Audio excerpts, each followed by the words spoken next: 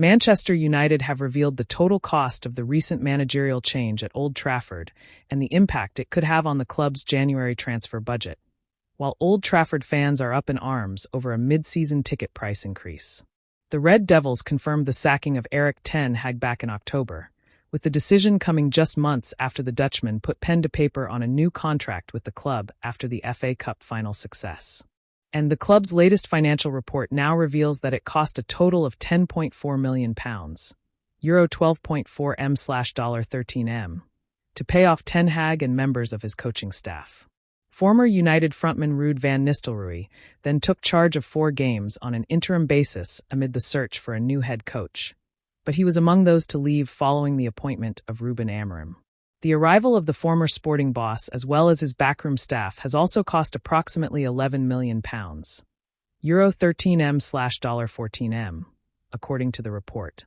The Portuguese coach had an £8.4 million release clause in his contract with the Portuguese giants, which United triggered, with other costs likely to be on the backroom staff.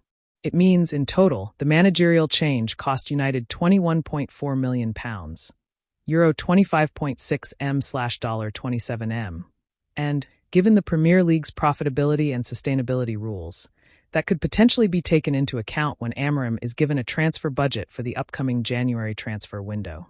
Amorim's Old Trafford appointment was confirmed at the start of the month, but he did not officially join until November 11th and took charge of his first game last weekend as United drew 1-1 at Ipswich Town. He will be hoping to oversee his first win in charge on Thursday night on his home bow as the Red Devils take on Bodo/Glimt in the Europa League. Fans' groups rage over Old Trafford ticket price hike. Meanwhile, United have been accused of exploiting fans after taking the mid-season decision to raise matchday ticket prices to £66 per game, with no concessions for children or pensioners. The club has put the raised prices on their website, having told their fans forum of the move on Tuesday. United privately says that the decision will only affect a small number of supporters as 97% of available tickets have already been sold. However, the remainder will be subject to the increase.